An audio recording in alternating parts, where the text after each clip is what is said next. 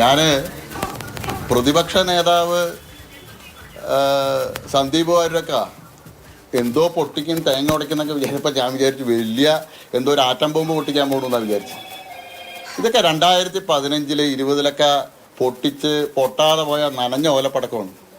പ്രതിപക്ഷ നേതാവിന് ഈ വ്യക്തിയെക്കുറിച്ച് അറിയില്ല തോന്നുന്നു. അതുകൊണ്ടാണ് പ്രതിപക്ഷ നേതാവ് ശ്രീ വി ഡി സതീശൻ ഇദ്ദേഹത്തിൻ്റെ വാക്ക് കേട്ട് വലിയൊരു അബദ്ധത്തിൻ്റെ കുഴിയിൽ വീണത്. ബഹുമാനപ്പെട്ട കോടതി തള്ളിക്കളഞ്ഞ കേസാണ്. 2010 ഒരു അന്യമതസ്ഥനായിട്ടുള്ള യുവാവിനെ വിവാഹം കഴിച്ച്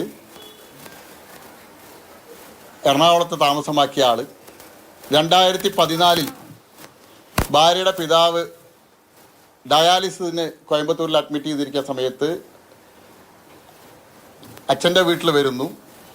അവിടെ അലമാരകൾ പരിശോധിക്കുന്നു. അച്ഛൻ മൂത്ത മകളായിട്ടുള്ള എൻ്റെ ഭാര്യയ്ക്ക് അനുകൂലമായിട്ട് എഴുതി വെച്ച വില്ല് കാണുന്നു. ആ വില്ല് കണ്ട് ശക്തമായിട്ട് ആ വില്ല് കണ്ടതുടനെ അക്രമാസക്തിയായിട്ട് എൻ്റെ വീട്ടിൽ വന്ന് പ്രശ്നം ഉണ്ടാക്കുന്നു. അത് കഴിഞ്ഞ് ഏതാനും ദിവസം കഴിഞ്ഞ് അച്ഛൻ ഹോസ്പിറ്റലിൽ നിന്ന് ഡിസ്ചാർജ് ചെയ്ത് വരുന്ന സമയത്ത് അച്ഛനെ ആക്രമിക്കുന്നു. ഹോസ്പിറ്റലിൽ പോയി രാത്രി അഡ്മിറ്റ് ചെയ്യുന്നു. പോലീസിൽ പരാതി കൊടുക്കുന്ന സമയത്ത് എനിക്കെതിരായിട്ട് ഈ കേസിൽ ബലം കിട്ടാനായിട്ട് കൃഷ്ണകുമാറിനെ കൂടി ചേർത്തി ഞാൻ പീഡിപ്പിക്കാൻ ശ്രമിച്ചു പറഞ്ഞുള്ള കള്ളപ്പരാതി കൂടി അതിനോട് കൊടുക്കുന്നു.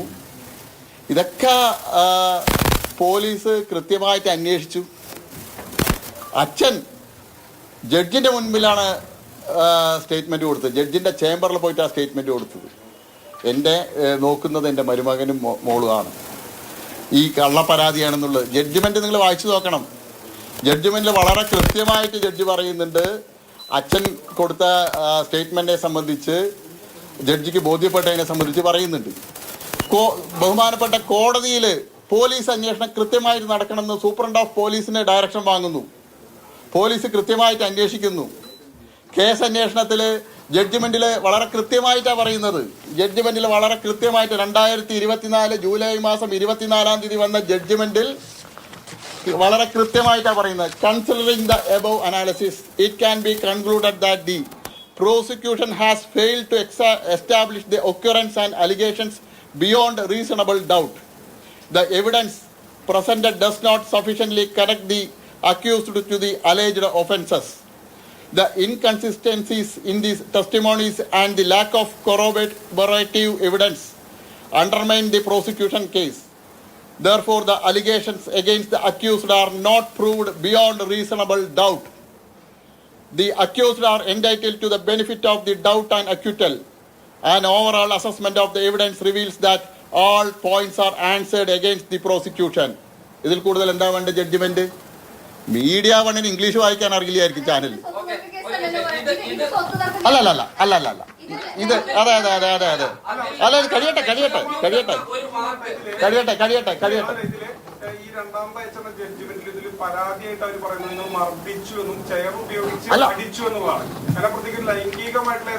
അല്ല അതില് അങ്ങനെയുള്ള ഒരാള് കോടതിയിൽ കൊടുത്ത ഇതാണ് കോടതിയിൽ ക്രോസ് ചെയ്യണ സമയത്ത് കൊടുത്ത സ്റ്റേറ്റ്മെന്റ് ആണ്. ഈ സ്റ്റേറ്റ്മെന്റിൽ എവിടെയെങ്കിലും ഈ പറഞ്ഞ ഏതെങ്കിലും ഒരു വാക്ക് പീഡിപ്പിക്കാൻ ശ്രമിച്ചു എന്നുള്ള ബഹുമാനപ്പെട്ട കോടതിയുടെ മുമ്പാകെ ക്രോസിംഗ് സമയത്ത് പറഞ്ഞിട്ടുള്ളൂ. നിങ്ങൾക്ക് പരിശോധിക്കാം. അങ്ങനെ കോടതി പറഞ്ഞിട്ടില്ലെങ്കിൽ സെക്ഷൽ അബ്യൂസ് എന്നൊരു കാര്യം തന്നെ കോടതിയിൽ വന്നിട്ടില്ല. അങ്ങനെ ഒരു കേസേ വന്നിട്ടില്ല. അങ്ങനെ കേസ് വന്നിട്ടുണ്ടെങ്കിൽ ആ ഇരയുടെ മൊഴി രേഖപ്പെടുത്തും. സെക്ഷൽ അബ്യൂസുമായി ബന്ധപ്പെട്ട കേസ് സ്വത്ത് തർക്കവുമായി ബന്ധപ്പെട്ട കേസാണ്. പിന്നീട് ഈ ഫിസിക്കൽ അബ്യൂസും സെക്ഷൽ അബ്യൂസും തമ്മിൽ വ്യത്യാസമുണ്ട്. അത് ഫിസിക്കലി വർദ്ധിച്ചു എന്നുള്ളതായിരിക്കും കേസ്. അല്ല, പരാതി കൊടുത്തത് നിങ്ങൾ പരാതി വായിച്ചിട്ടില്ലല്ലോ. നിങ്ങൾ പഠിക്കേ, കേസിനെ കുറിച്ച് പഠിക്കേ. രണ്ട് കേസുണ്ട്. രണ്ട് ജഡ്ജ്മെന്റാ. ഒന്ന് 2000 അല്ല, അവര് കൊടുത്ത പരാതിയെ സംബന്ധിച്ച് പോലീസിൽ കൊടുത്ത പരാതി പോലീസ് FIR ഇട്ടു 700. അതാണല്ലോ പോലീസ്. അതെയല്ലോ നിങ്ങൾ